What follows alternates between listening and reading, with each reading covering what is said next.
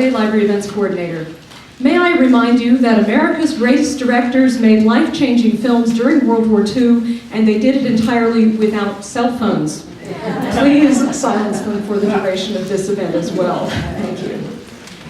It is my particular pleasure this evening to introduce Mark Harris. Ever since I read his first book, Pictures at a Revolution, I've been going around pushing it on all my friends and telling them hilarious stories about Rex Harrison, whether they wanted to listen or not. Luckily, my friends are a lot of film buffs. If you want to understand not only the movies of 1967, but how America thought of itself in that turbulent year, I can't recommend anything better than reading Pictures of the Revolution. Mr. Harris's new book, Five Came Back, provides an equally clear lens for viewing the major American films made between about 1937 and 1947, and somehow it manages to feel just as comprehensive as the book that concentrated on 1 year alone. I warn you though, if you want to read it, it will take you weeks while you drop everything and watch or rewatch Mr. Smith Goes to Washington, The Maltese Falcon, Mrs. Miniver, They Were Expendable, The Best Years of Our Lives, and several dozen other great or at least historically revealing movies. Thank heavens for video and DVD, right? I defy you to resist watching them. And if you read the book, I guarantee you will see them all, and maybe even the war itself, with new eyes. Please join me in welcoming Mark Harris.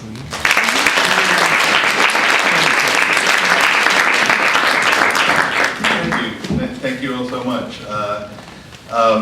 I am not accustomed to lecturing, so I'm going to try to do this a little bit extemporaneously, and please bear with me. I'll talk for about a half hour. I'm telling you that in advance so that nobody panics. And then I'll be really happy to take questions about any aspect of the book. I wanted to start out just by telling you a little about what brought me to research and write Five Came Back. My father was a World War II veteran. He joined up when he was 17, lying about his age, and he served in Burma in the Signal Corps, not very near the action. He never fired a gun, he was never fired at, he didn't see combat, but it was very clear to me from an early age that the war defined him, defined his sense of who he was as a man, defined his place in the world after the war. And like most veterans of World War II, he liked to tell war stories. And I did not like to listen to them. When I was a little kid, I found his stories alienating and frightening. I didn't understand growing up. I was born in 1963, and I didn't understand growing up in New York City in the late 60s and early 70s, a world in which a 17-year-old boy would leave home to go to another country and risk being killed or captured. I didn't understand the idea of a war that would change the lives of everyone in the United States, and his stories and the passion with which he talked about them frightened me a little bit. So I tried not to listen. And I think that deciding to work on Five Came Back was for me a way of investigating my own aversion to this topic, because that aversion persisted long after I grew up, long after my father died. I became a film buff and a film historian and a film journalist, but although my tastes and my appetites ranged throughout all of film history, that period of 1939 to 1945, and particularly movies about World War II that were made during World War II, were something that I became more and more conscious that I was staying away from. And I think my journalistic instinct to go learn about something that I had resisted learning about started to kick in, and that's what brought me to the story of these directors. I also, in 2009, when I started to think about this book, was very aware that we were coming close to the end of a decade in which we were involved in two wars, in Iraq and Afghanistan, and that 30 or 40 years from now, if future film historians or cultural historians wanted to understand those wars and their effect on the American public through movies, they would have very little on which to draw. You could probably count on the fingers of both hands the number of major Hollywood movies that have engaged with these wars, even indirectly. And I was fascinated by the contrast between our time and World War II, when in 1942 and 1943, an average of 3 to 4 movies a week were released by the major studios that had some war content. Either they were explicitly about the war, combat movies, or they were romances, or spy films, or service comedies, or adventures, or stories of international intrigue, or melodramas that used the war as a backdrop. But whatever they were, it was not possible to be a moviegoer during World War II without having some aspect of the world reflected back to you on screen. And that drew me to another big difference between that era and this one, which was that, of course, in those years, the different ways in which people could take in the war were very limited. If you wanted to know about the war, you really had 3 choices. You could listen to the radio, you could read newspapers or magazines, or you could go to the movies, which 80 million Americans did at least once a week. And if you wanted to see the war, of course, that let out radio and print. Your only choice was to go to the movies.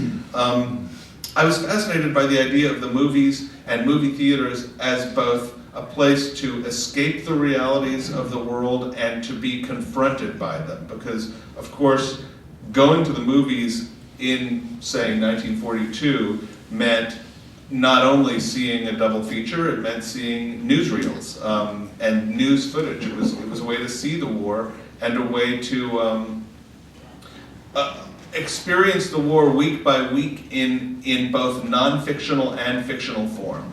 And in fact, for some of the big events of the war, for instance, D-Day, many theaters across the country would advertise outside 10 days, 9 days, 8 days until first footage of D-Day, the same way that a coming attraction of a major feature would be advertised.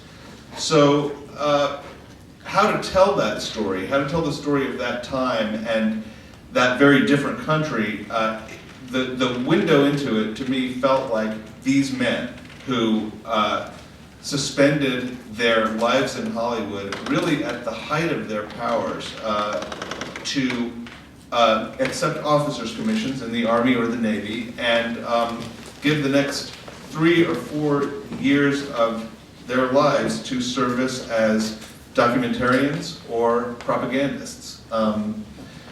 And I want to tell you a little bit about each of these 5 men just to give you a very brief understanding of where they were culturally when Pearl Harbor happened. John Ford, the first of my directors and the only one who served in the Navy and not the Army, had this extraordinary run of success in the 3 years before Pearl Harbor. He had directed 7 movies. That was another extraordinary difference between now and then. Directors worked fast. These movies were made usually in a matter of 4 to 8 weeks. And you could, in 1940 or 41, go from the conceptual stage of commissioning a script to shooting a movie, to editing a movie, to test screening a movie, to re-editing a movie as a result of the test screening, to having it in theaters within a space of 6 months. That was very, very typical, and equally typical was the possibility of revising that movie to reflect world events, sometimes as little as 4 weeks before the movie was in theaters. Today, if a movie goes from concept to completion in 2 years, that's very, very fast. And often it's 10 or 15 or 20. So Ford, in the years before Pearl Harbor, had made Stagecoach, Young Mr. Lincoln, Drums Along the Mohawk, The Grapes of Wrath, and How Green Was My Valley. That's literally just from 1939 to 1941, and he also managed to squeeze in those years an adaptation of Tobacco Road and a film called The Long Voyage Home, which was an adaptation of Eugene O'Neill's Glenn Cairn plays, the Seafaring Quartet. So it's funny because now we think of John Ford as a director of westerns, but with the exception of Stagecoach, his great westerns were made after the war.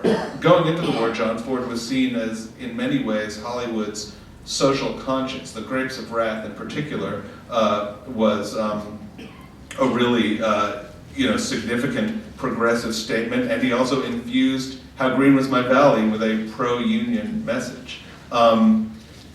If Ford was at that moment the most successful American director, critically, Frank Capra was the most successful financially. He was the first millionaire director. He was on the cover of Time magazine before the war with the headline Columbia's Gem, because he had really single-handedly kept Columbia Pictures, which was at that time a small studio, afloat.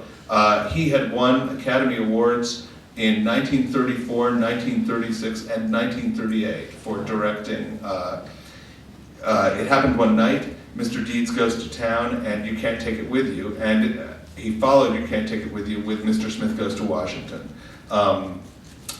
It's funny because Capra was known, largely because of Mr. Smith Goes to Washington, as a spirited populist, a champion of the common man. He was actually a conservative Republican who hated labor unions, boasted that he never voted for FDR once in 4 elections, and at one point flirted seriously with making a film biography of Mussolini, which was to have been written by Il Duce himself, until the head of Columbia wisely talked him out of it. John Huston was the youngest of the 5 directors I write about. He had worked as a screenwriter for several years on movies like Jezebel and Wuthering Heights and Juarez, often as a rewrite man, not as the first credited screenwriter, but shortly before Pearl Harbor in 1941, he was given the chance to direct his first movie, The Maltese Falcon, and that was as instantly beloved a movie back then as it is now, and it opened the door for Huston to pursue a full-time directing career, but he was only able to make about 1 3/4 more movies before he realized that he had misread his Army induction papers and that he was due in Washington immediately. So he made a not very good melodrama called In This Our Life, and then he made a movie that was intended to reunite him with Humphrey Bogart and Mary Astor and Sidney Greenstreet called Across the Pacific, and had to drop it very abruptly and hand it off to another director to go to war. William Wyler was the only Jewish director of the 5 directors I write about, and like Frank Capra, he was an immigrant, a first-generation American. Capra was from Sicily. Wyler was from a town called Mulhouse, which at various times in his youth had been either a French town or a French town under German occupation. He was known as a really sophisticated and meticulous craftsman. I think of not only really beautiful movies from the mid-30s like Dodsworth, which is just absolutely worth revisiting if you haven't seen it in a long time, but particularly in his pre-war work of what I would think of as the Bette Davis trilogy of Jezebel, The Letter, and The Little Foxes. People joked, and sometimes did not joke, that he would do 40 or 50 takes if that's what it took to get it right. I don't think you would have necessarily discerned a really an avid taste for social or political realism in those early movies, but Wyler was in fact quite passionate about what was going on in the world, and at the time Pearl Harbor happened, he was halfway through making Mrs. Miniver, which is a fascinating example of a movie that changed on a dime in a way because of Pearl Harbor. Mrs. Miniver is, I don't know how many of you have seen it, but it's a story of a lovely middle class, but really upper middle class British family in a kind of idyllic British village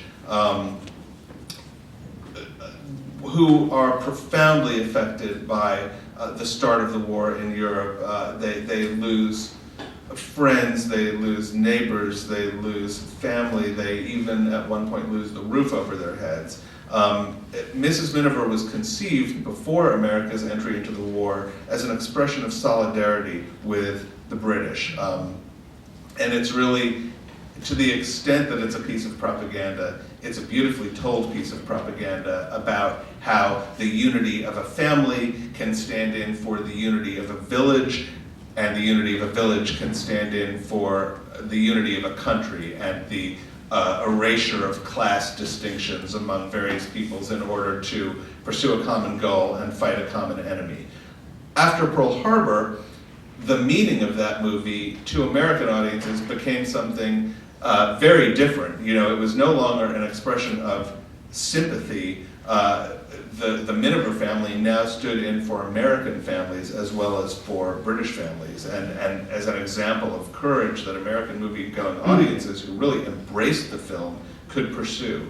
The script also changed as a result of Pearl Harbor. The film ends with a sermon about fortitude and the importance of endurance that was originally supposed to quote a psalm rather benignly.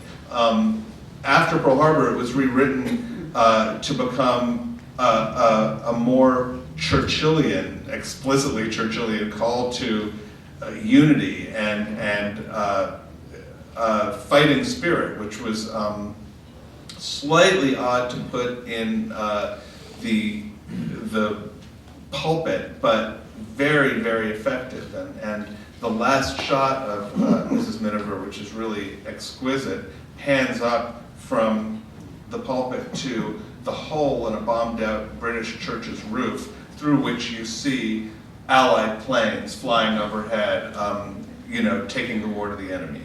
The last director I write about, and the last to go into the war, was George Stevens, who was known as a really skilled director of the most escapist movies that Hollywood had to offer. Comedies like Vivacious Lady, musicals like Swing Time, the very first Katharine Hepburn and Spencer Tracy pairing, Woman of the Year. He was the last into the war. He was also the last out of the war, and was in many ways the most traumatized by the war. I want to talk just a little bit about the conflict these men faced, which is one of the things I really wanted to explore in the book, because it was sort of a three-way conflict. As artists who were incredibly skilled in what they did in Hollywood, they obviously wanted to make either propaganda movies for the American home front audience or training films, which is what Capra really did with the Why We Fight series. Those films were intended for servicemen and not for public consumption.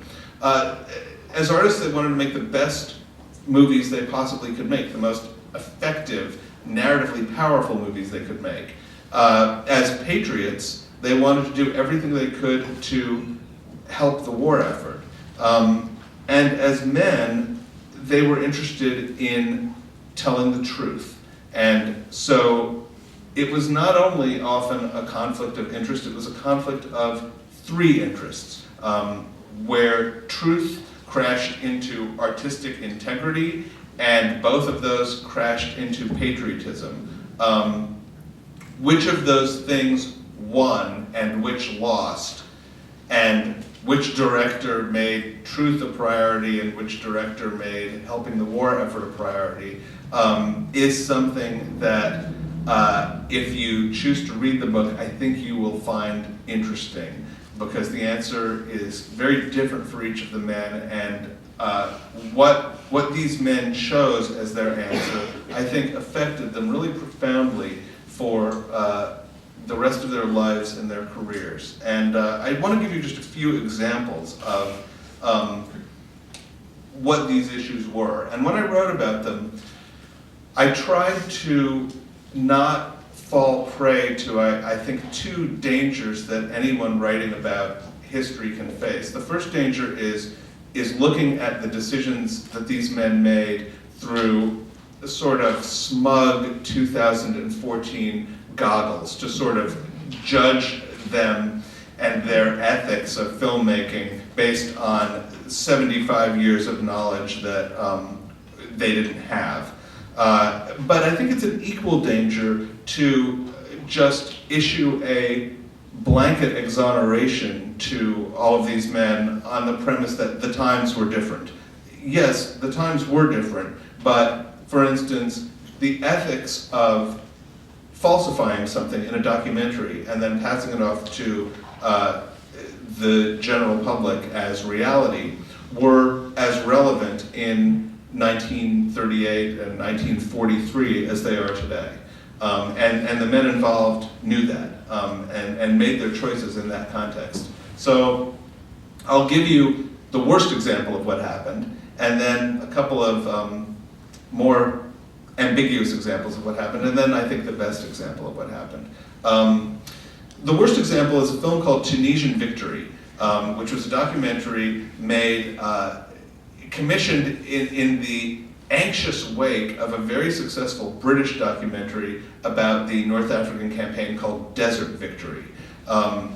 The Americans felt humiliated by Desert Victory because, first of all, it was a stronger piece of battlefield action filmmaking and propaganda than anything the Americans had yet produced. And the Americans knew that. What they didn't know at the time was that Desert Victory contained some reenactments. They were very skilled reenactments, but they were reenactments. One of the problems with Desert Victory, as far as the War Department was concerned, was that it was not only a better movie than the Americans were making, it strongly suggested that the British were entirely responsible for the success in North Africa and really short-shrifted the American contribution to it. When the Americans confronted their British allies, what the British told them in sort of blunt terms was, you didn't have any good footage, so how could we include your work when we had so much good footage of our own? Frank Capra, who was stationed for most of the war in Washington and was really the hub of the war effort, he was, more than any of these directors, in charge of commissioning the films that were going to be made, brought in two of his colleagues, John Huston and George Stevens, to assist him in falsifying footage for Tunisian Victory, the American response to Desert Victory.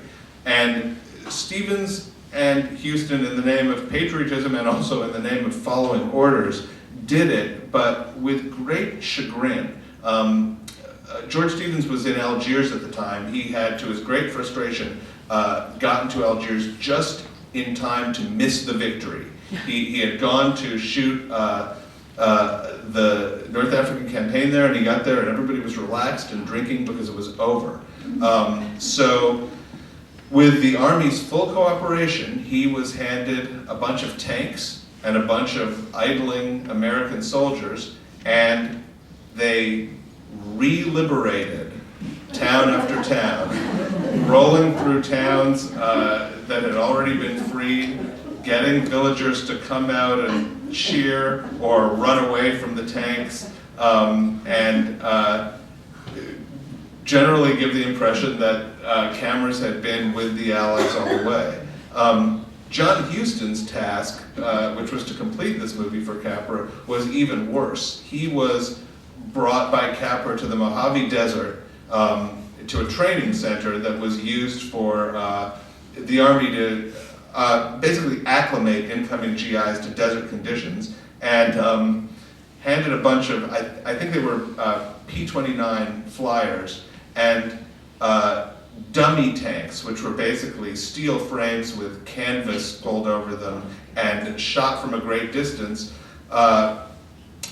He shot basically American planes bombing American tanks, disguised as enemy tanks, in the Mojave Desert, which was disguised as North Africa.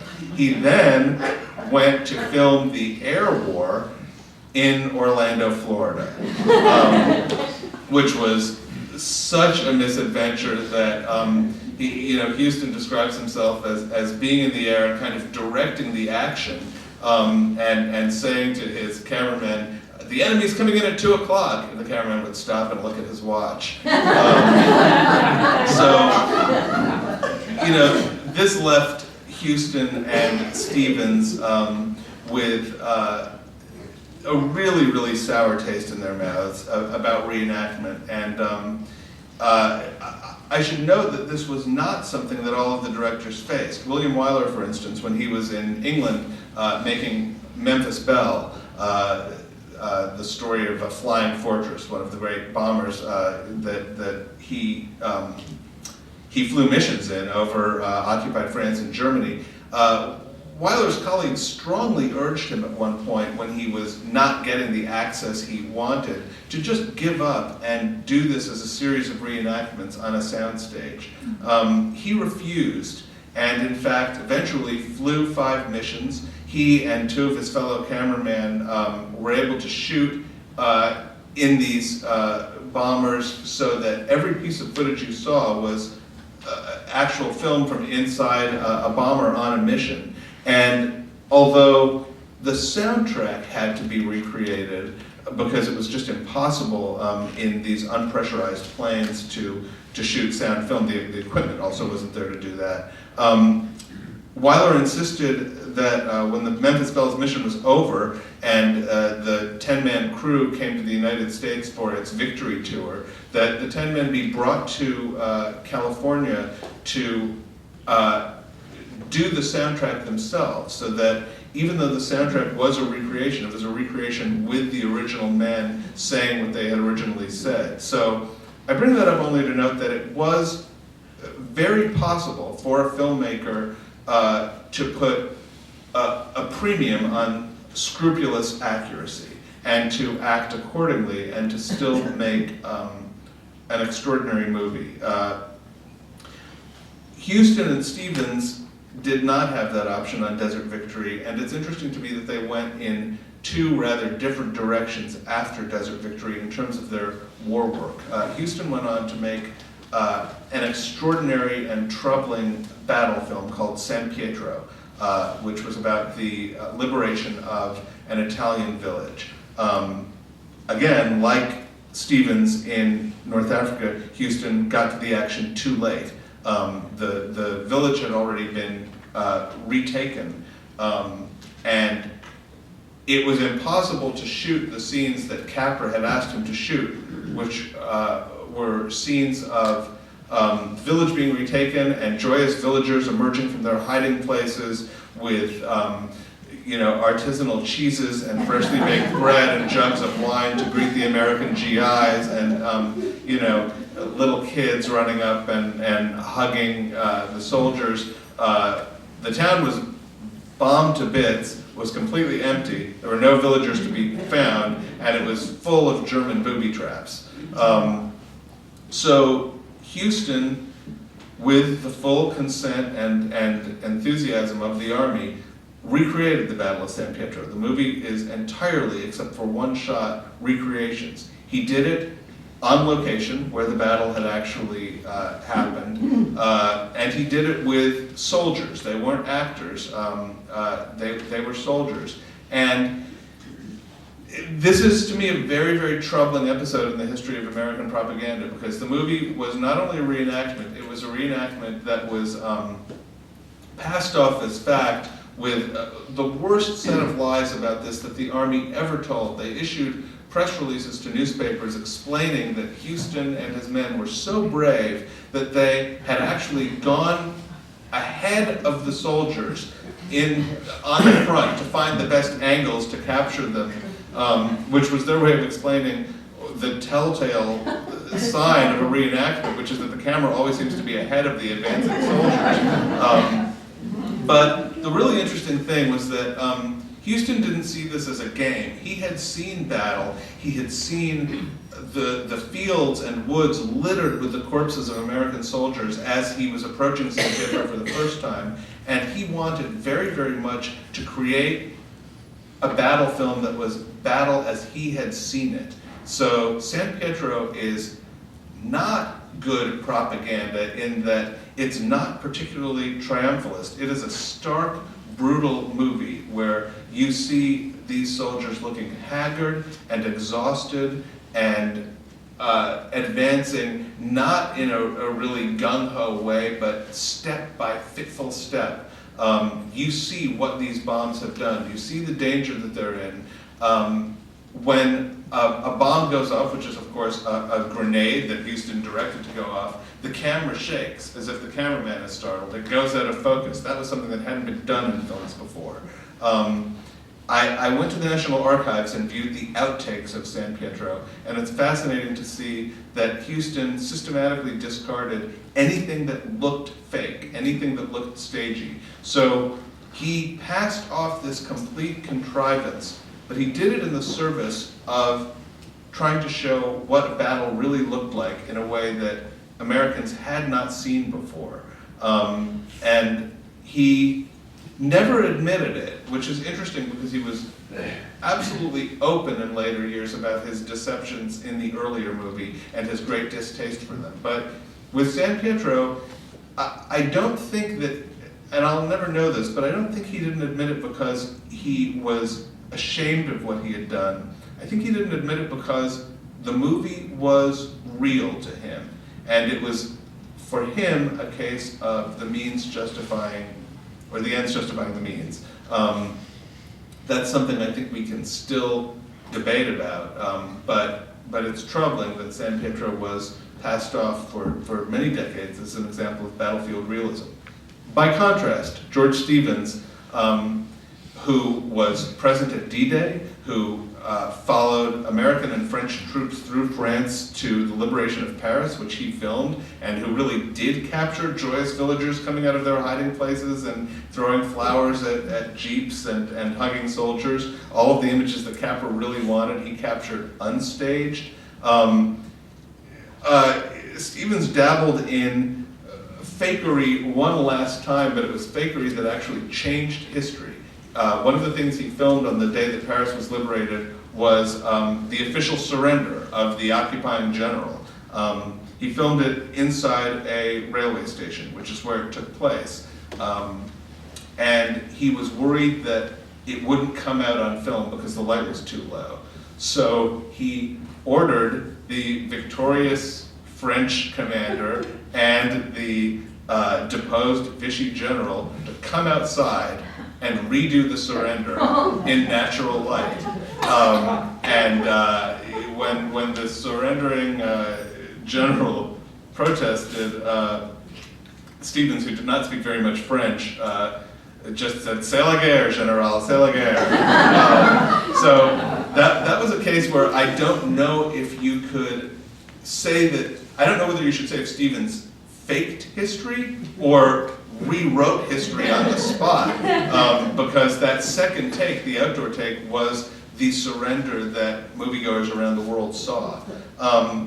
However, what I wanted to note was that the end of Stevens' war experience was that he was one of the first American filmmakers into the camps in Germany. He famously filmed Dachau in the days after it was liberated.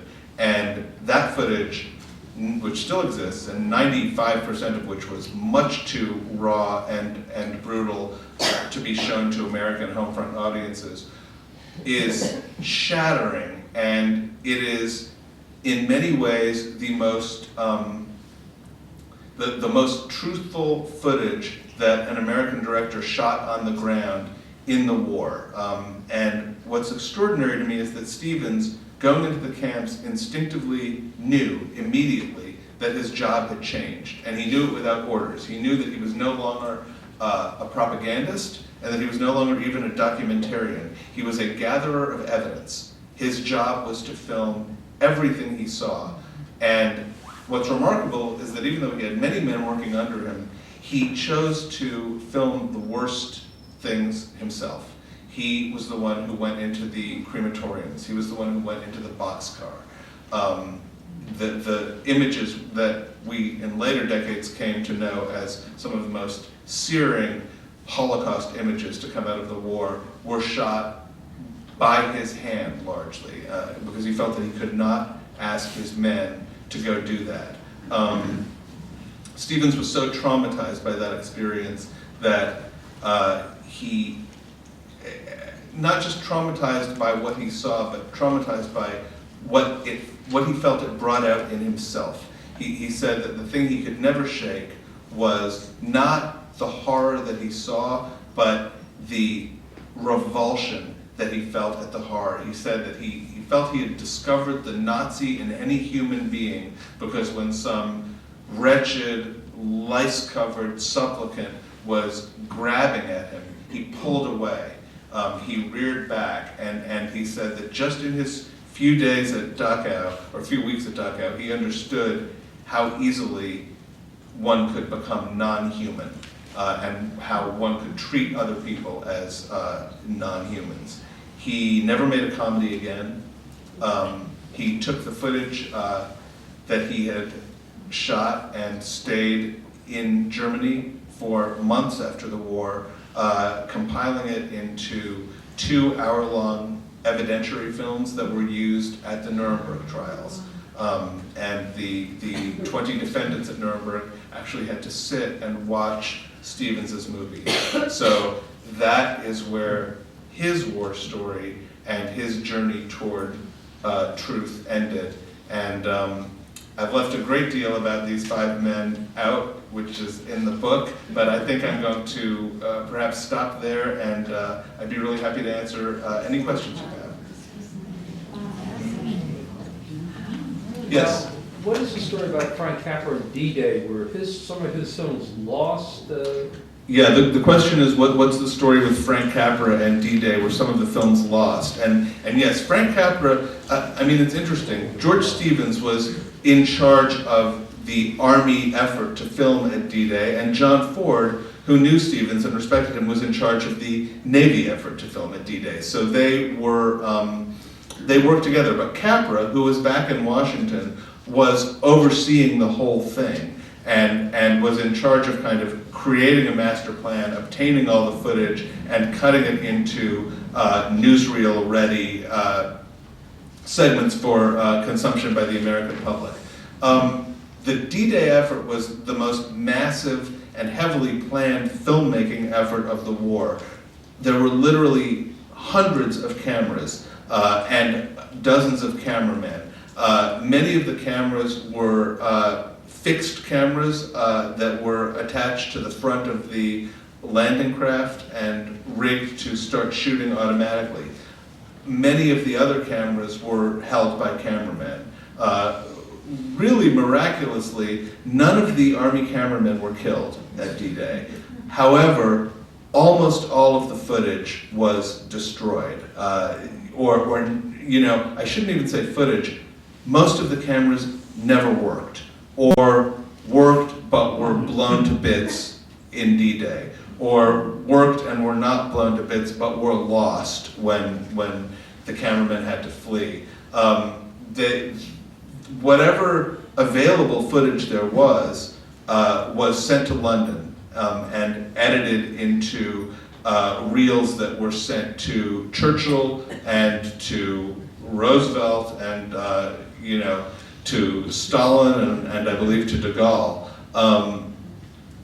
But even that footage, I would say 80 to 90% of it was suppressed because it was so bloody and so graphic that it was nothing that could ever be shown in an American movie theater. To get an idea of what that footage was, if you've seen Saving Private Ryan, the first 20 to 25 minutes of that are explicitly based on the unseen D-Day footage, because Steven Spielberg got access to that footage, which had not been seen for decades, and restored much of it, and much of the staging of that movie is based on real D-Day footage. But most of the film was lost, and most of the film that wasn't lost wasn't shown.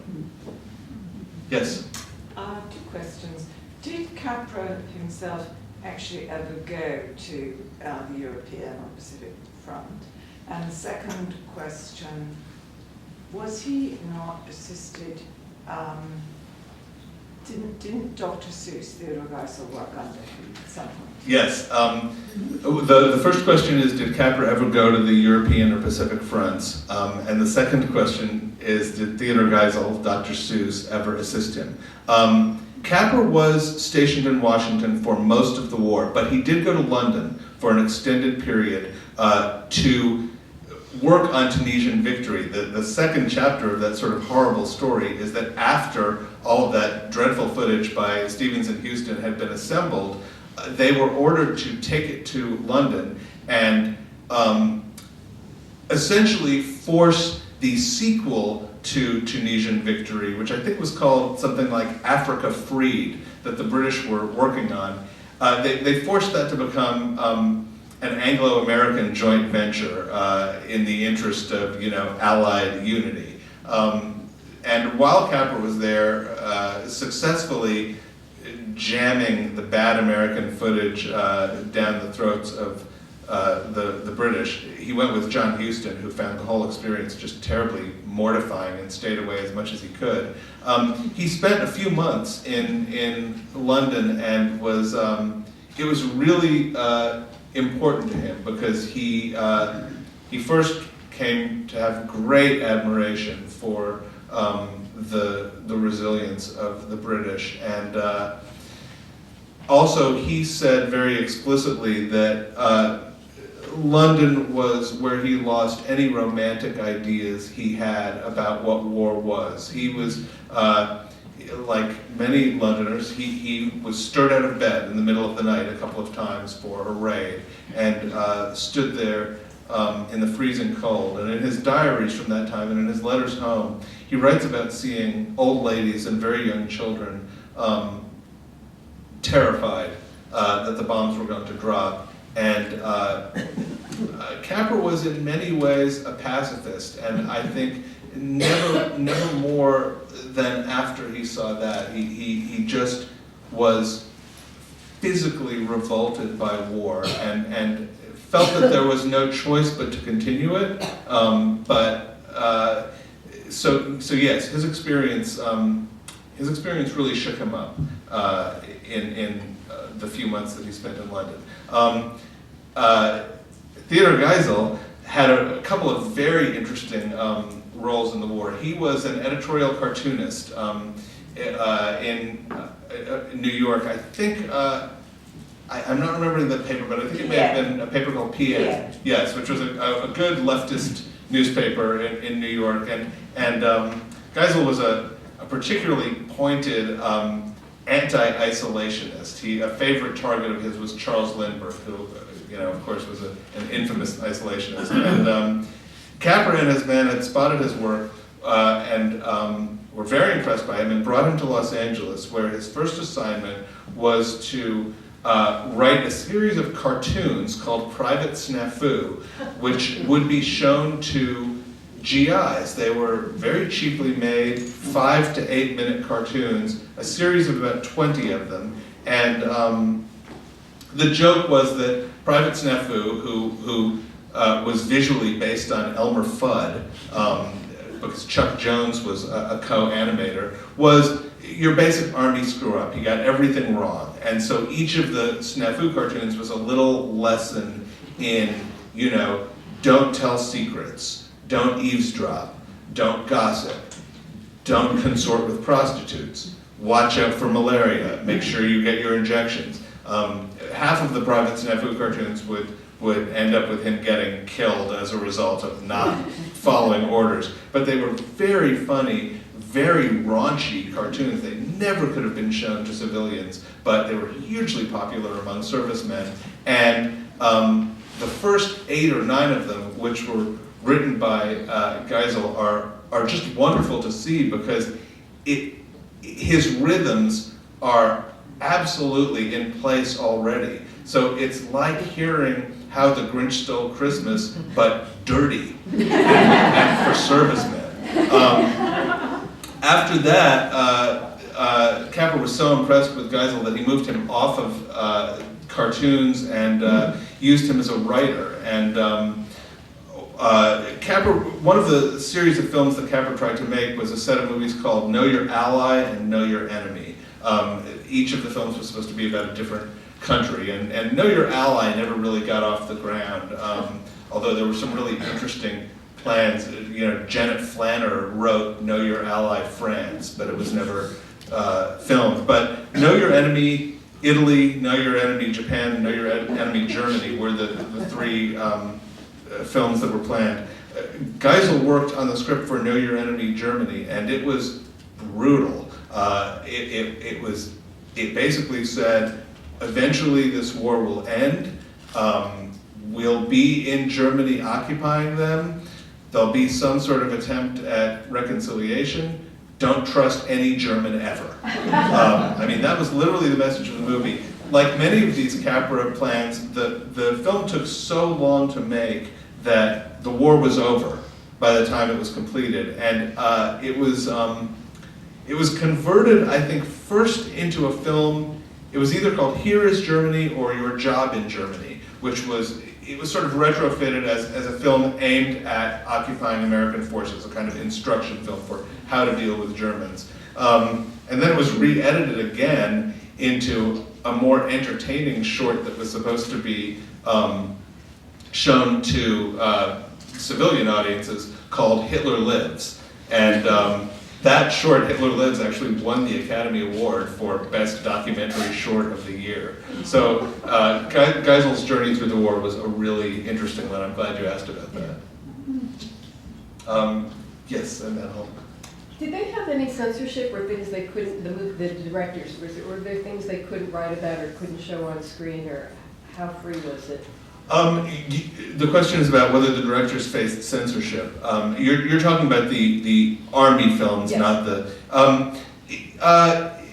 Yeah, they did face censorship, but it wasn't censorship over the issues that Hollywood entertainment directors faced censorship over. It wasn't about nudity or sexuality or provocative language. It was about what messages were being conveyed in an individual movie. There's a particularly ridiculous case where Huston had made a really good movie called Report from the Aleutians. He had spent 3 months on a remote island in the Aleutians, which the Americans were trying to retake, and had done his first wartime documentary, which is a great documentary about, among other things, the boredom of waiting and waiting and waiting for something to happen.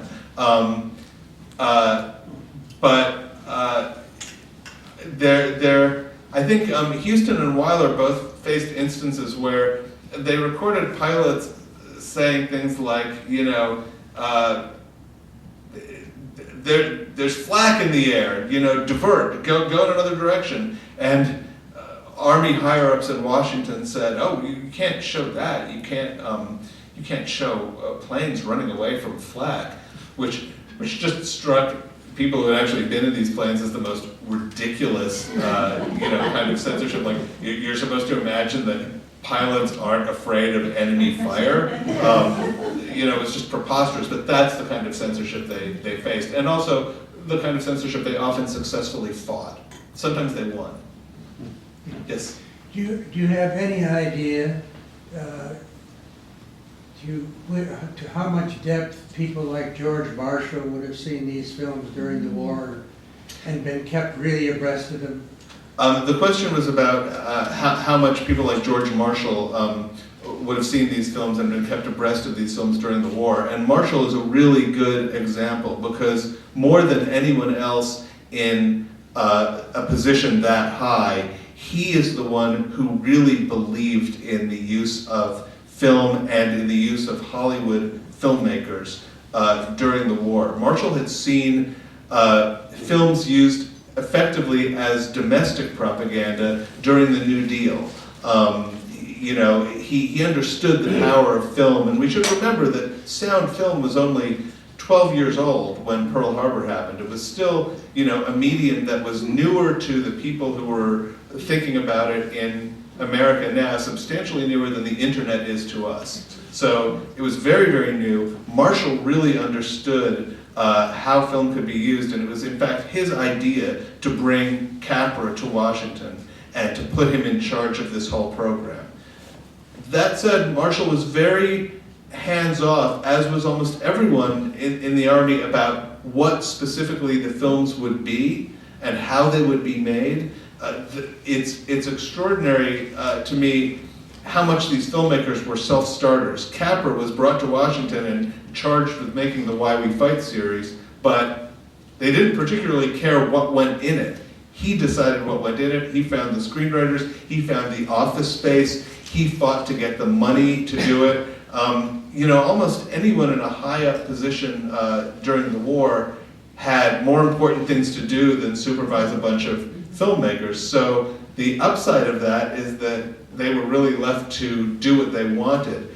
But probably the two people who were most interested in what the filmmakers were doing were Marshall and Roosevelt, who was an avid movie fan and was often used by filmmakers who wanted to go over the heads of obstructionist officers and get an okay to release their films. They would arrange a White House screening, and in at least one case, John Ford, when he was making the Battle of Midway, ordered his editor to stick in a 3-second shot of the president's son, who appeared to be at a memorial service at Midway for the soldiers killed during the battle, although it's not clear that he was ever at Midway. It's just a shot of the president's son looking somber in different light and what appears to be a different time of day from everybody else at that same service. But the president saw it.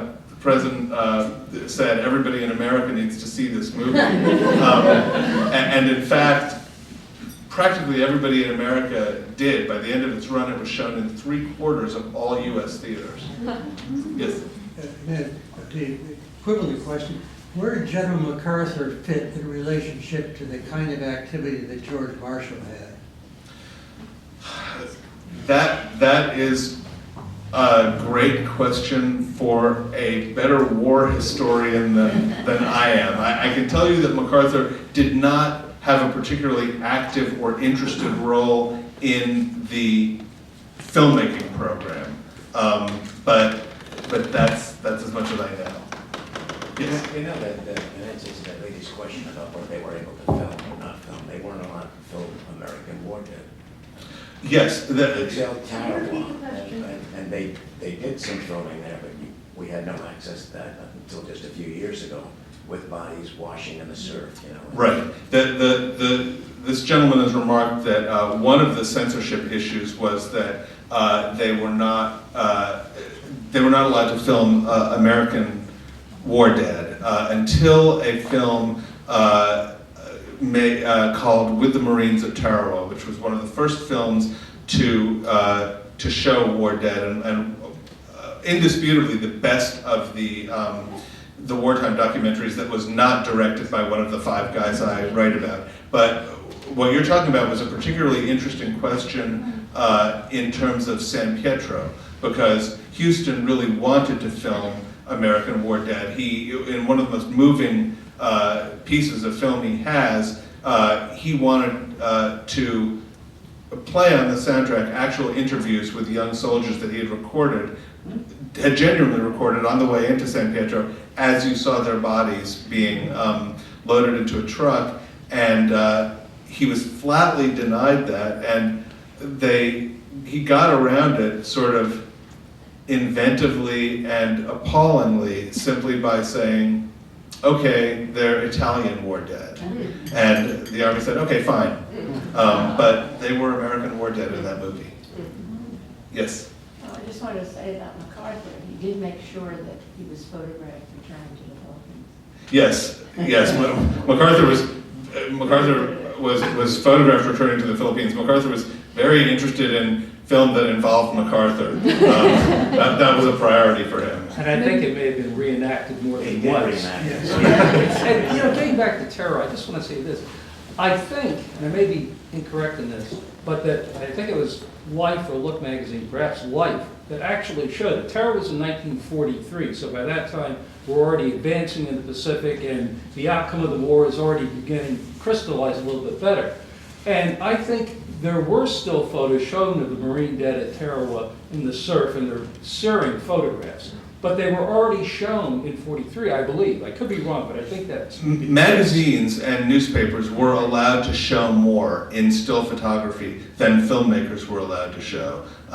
One interesting thing about Tarawa is one of the strangest and least explored aspects of this decision was Marshall's decision to engage Hollywood filmmakers in this activity rather than newsreel makers. It's counterintuitive. You would think that the people who made Hearst or Pathé or March of Time newsreels would have been better qualified to go film the war than Hollywood filmmakers. Marshall did that because he wanted narratives and he wanted Hollywood's storytelling skill brought to bear on this. But Tarawa was actually made by a documentarian, a newsreel maker, and I think that is part of its power. Maybe one more question? I should say, by the way, that almost all of the movies that I'm talking about are very accessible on the internet. You can find many of them on YouTube. They're all in the public domain, so if you're curious, I urge you to take a look because they're quite impressive. Yes? In Why We Fight, it seems that there's footage that could only be taken by the Japanese. Is that so? Is that captured film? What is that? Yes, the question is there film in Why We Fight that could only be taken by the Japanese? Yes, and there's also film that could only have been taken by the Germans and the Italians, and that was Capra's brilliant practical solution to two things. One was that as he was preparing the Why We Fight films, he came to New York City and went to the Museum of Modern Art and saw one of the only two seized prints in the country of Leni Riefenstahl's film, The Triumph of the Will. And he came out of that screening saying, we're going to lose. He was that overwhelmed by the effectiveness of German propaganda. And then, because his other big problem was that he had almost no money for these movies. Capra was given a budget of about $400,000 or $450,000 to make what he had originally planned as 52 movies. That meant it was almost impossible to shoot anything for the Why We Fight films. But the Treasury Department had seized all of these propaganda films from Germany, from Japan, and from Italy, and it was Capra's idea to turn that propaganda against the enemy propagandists, to show to American soldiers the ugliness and horror of what they were facing, and the use of those propaganda films, the appropriation of enemy propaganda in Why We Fight is a stroke of kind of formal genius that was all Capra's own. So I guess that's all the time we have for questions, but I'm happy to stick around and chat or